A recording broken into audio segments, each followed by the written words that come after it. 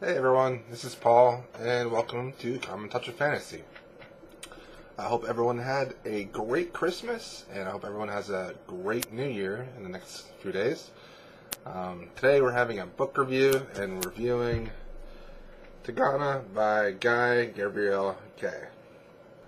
Tigana is a story about the redemption of an entire group of people that were forgotten.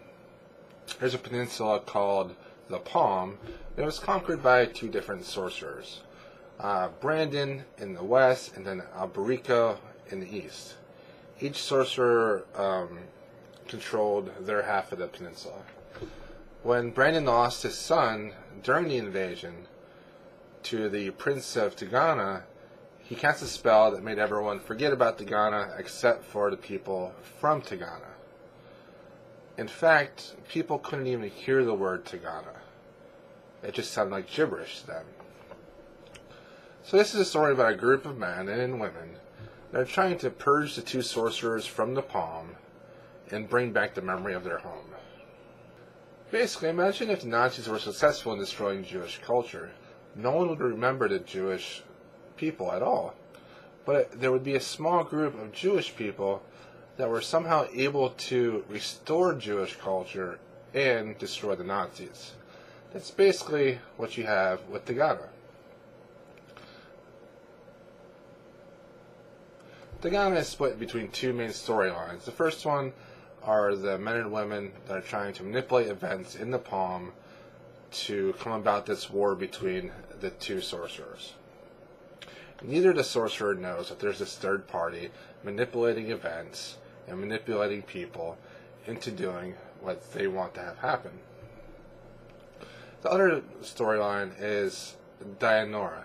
Dianora is a woman that goes to assassinate Brandon, the sorcerer from the west. However, she gets close to Brandon and eventually even falls in love with him. My favorite quote from Tigana is on page 628, and it's Katrina saying, "We all do that. We do with our hands or eyes what we are afraid to say." I really like that quote a lot, and it's my favorite quote from the book. You should read Tigana because of two main reasons. The first main reason is that the characters are amazing. There's Alison, Devin, Beard, Katriana, Arlen, and Sander, and these are all the people that are trying to make these two sorcerers come to war with each other. So they're going from town to town, and they're trying to get other people to join their cause, but at the same time they have conflicts and their own character interactions with each other that make it an impelling read. What's great about these characters is that each of these characters has their own emotional baggage.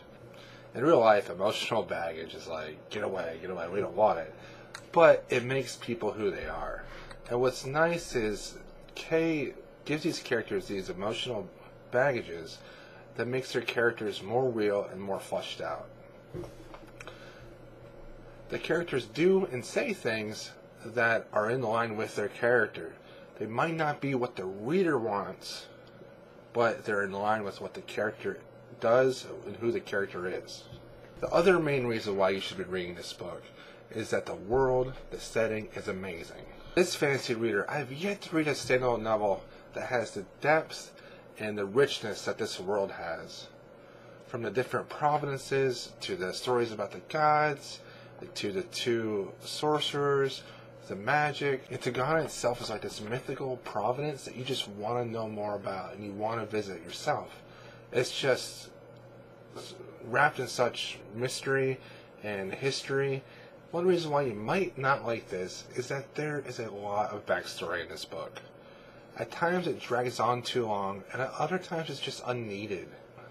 In fact, there are even parts that could have been cut out completely, and the pacing of the book would have improved so much.